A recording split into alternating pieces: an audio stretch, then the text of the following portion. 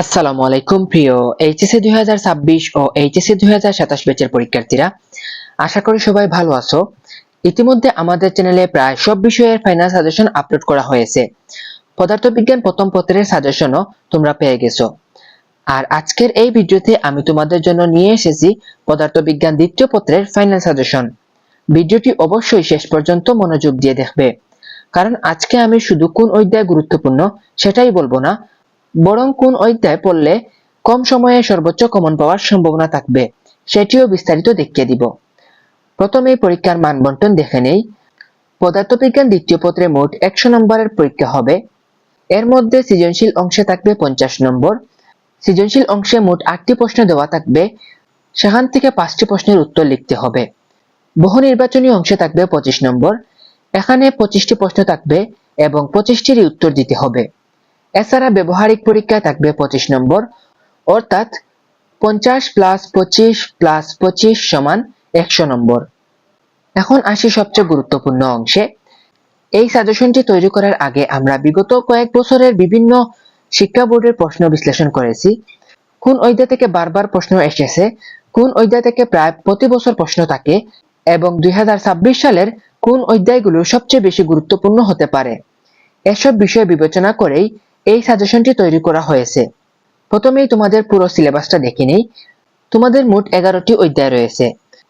তোমাদের প্রথম অধ্যায় হচ্ছে তাপগতিবিদ্যা, দ্বিতীয় অধ্যায় হচ্ছে স্থির তড়িৎ, এরপরে চলতড়িৎ, এরপরে তড়িৎ প্রবাহের চৌম্বকক্রিয়া ও চৌম্বকত্ব, তারপর রয়েছে তড়িৎ চৌম্বকীয় আবেশ ও পরিবর্তী প্রবাহ, এরপরে ষষ্ঠ অধ্যায় রয়েছে জ্যামিতিক আলোক বিজ্ঞান, এরপরে ভৌত আলোক বিজ্ঞান, তারপর রয়েছে আধুনিক পদার্থবিজ্ঞানের সূচনা, তারপর নবম অধ্যায় হলো পরমাণুর মডেল ও নিউক্লিয়ার পদার্থবিজ্ঞান, দশম অধ্যায় হচ্ছে সেমিকন্ডাক্টর ও ইলেকট্রনিক্স, 11তম অধ্যায় হচ্ছে জ্যোতির্বিজ্ঞান। এখন প্রশ্ন হলো, এই 11টি অধ্যায়ের সবগুলো কি পড়তেই হবে? আমার মতে যদি তোমার পর্যাপ্ত সময় থাকে তাহলে অবশ্যই পুরো বইটি পড়ো। কিন্তু যাদের সময় কম, কলেজে পরীক্ষা চলছে অথবা শেষ মুহূর্তের প্রস্তুতি নিচ্ছ, তাদের জন্য আজকের এই সাজেশনটি। এই 11টি অধ্যায়ের মধ্যে সবচেয়ে গুরুত্বপূর্ণ অধ্যায়গুলো হলো তাপগতিবিদ্যা, স্থির তড়িৎ, চলতড়িৎ, তড়িৎ প্রবাহের চৌম্বকক্রিয়া, তড়িৎ চৌম্বকীয় আবেশ, ভৌত আলোক বিজ্ঞান, আধুনিক পদার্থবিজ্ঞান, পরমাণুর মডেল এবং সেমিকন্ডাক্টর। এই অধ্যায়গুলো থেকে প্রায় প্রতি বছর বিভিন্ন বোর্ডে প্রশ্ন এসেছে, তাই এগুলো অবশ্যই সর্বোচ্চ গুরুত্ব দিবে। এখন আমি তোমাদেরকে একটা সহজ কৌশল বলি।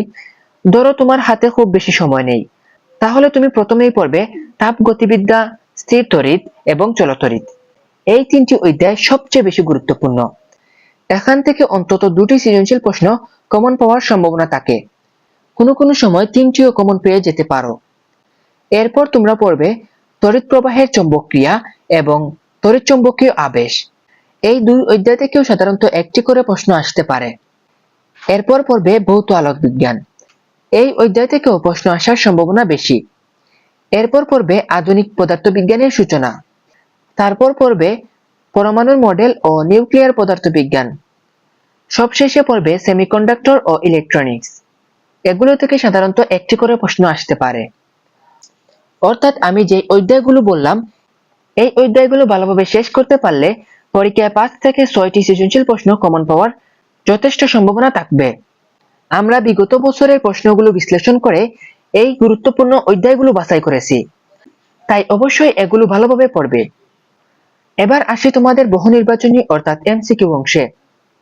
আমার মতে এমসিকিউ এ ভালো করতে পারলে পুরো বিষয়ে ভালো নম্বর পাওয়া অনেক সহজ হয়ে যায়। তাই এমসিকিউ এর জন্য তোমাদেরকে আলাদাভাবে গুরুত্ব দিতে হবে। এমসিকিউ প্রস্তুতির জন্য আমি 3টি ধাপ অনুসরণ করতে বলবো। প্রথম ধাপ হলো তোমাদের মূল পাঠ্য বই ভালোভাবে রিভিশন দিবে। তোমাদের বইয়ে থাকা উদাহরণগুলো এবং বইয়ের অনুশীলনী প্রশ্নগুলো ভালোভাবে শেষ করবে। দ্বিতীয় ধাপ হলো বিগত 5 বছরের সব বোর্ডের এমসিকিউ সমাধান করো। শুধু নিজের বোর্ডই না, সব বোর্ডের প্রশ্ন সমাধান করবে। তৃতীয় ধাপ হলো প্রশ্নগুলো বারবার রিভিশন করবে। যে প্রশ্নে একবার ভুল হয়েছে সেটা দ্বিতীয়বার যেন ভুল না হয় সেদিকে খেয়াল রাখবে। এই 3টি কাজ যদি ঠিকভাবে করতে পারো তাহলে এমসিকিউতে খুব ভালো নাম্বার পাওয়া সম্ভব। এখন একটা গুরুত্বপূর্ণ বিষয় বলি, খুব শীঘ্রই আমরা তোমাদের জন্য একটা পিডিএফ কোর্স তৈরি করব। সেখানে প্রত্যেক অধ্যায়ের জ্ঞানমূলক প্রশ্ন, অনুধাবনমূলক প্রশ্ন, গুরুত্বপূর্ণ সৃজনশীল প্রশ্ন, বিগত বছরের বোর্ড এমসিকিউ এর উত্তর সহ সমাধান, শর্টকাট টেকনিক এবং পরীক্ষার শেষ মুহূর্তের গাইডলাইন সবকিছুই সেখানে থাকবে। এই সবকিছুই আমরা তোমাদেরকে মাত্র 2 থেকে 250 টাকার মধ্যেই দিয়ে দিব। তাই যারা আমাদের কোর্সটি নিতে আগ্রহী তারা অবশ্যই কমেন্ট করে জানাবে। আরো একটি কথা, অনেকেই প্র্যাকটিক্যাল নিয়ে চিন্তা করছো। প্র্যাকটিক্যালে 25 নম্বর কিভাবে ভালোভাবে নিশ্চিত করা যায় এটা নিয়ে আমরা আলাদা একটি ভিডিও প্রকাশ করব। সেই ভিডিও অবশ্যই দেখবে। সবশেষে একটা কথা বলবো, সাজেশন মানেই পুরো বই বাদ দিয়ে শুধু কয়েকটা প্রশ্ন মুখস্থ করা নয়। সাজেশন হলো কম সময়ে সবচেয়ে গুরুত্বপূর্ণ বিষয়গুলোকে অগ্রাধিকার দিয়ে প্রস্তুতি নেওয়া। তাই আমি যে অধ্যায়গুলো দেখিয়েছি সেগুলো মনোযোগ দিয়ে শেষ করো। তারপর পর্যাপ্ত সময় থাকলে অবশ্যই বাকি অধ্যায়গুলো পড়ে ফেলবে। ইনশাআল্লাহ নিয়মিত পড়াশোনা এবং সঠিক পরিকল্পনা অনুসরণ করলে তোমরাও এ প্লাস অর্জন করতে পারবে। ভিডিওটি যদি তোমাদের উপকারে আসে তাহলে অবশ্যই একটি লাইক দিও। আর এখনো যদি আমাদের চ্যানেল সাবস্ক্রাইব করে না থাকো তাহলে অবশ্যই পাশে থাকা বেল আইকনটি অন করে দাও। কারণ সামনে প্রতিটি বিষয়ের ফাইনাল সাজেশন, গুরুত্বপূর্ণ প্রশ্ন এবং পরীক্ষার শেষ মুহূর্তের গাইডলাইন ধারাবাহিকভাবে আপলোড করা হবে। সবাই ভালো থাকবে, সুস্থ থাকবে। আল্লাহ হাফেজ সবাইকে।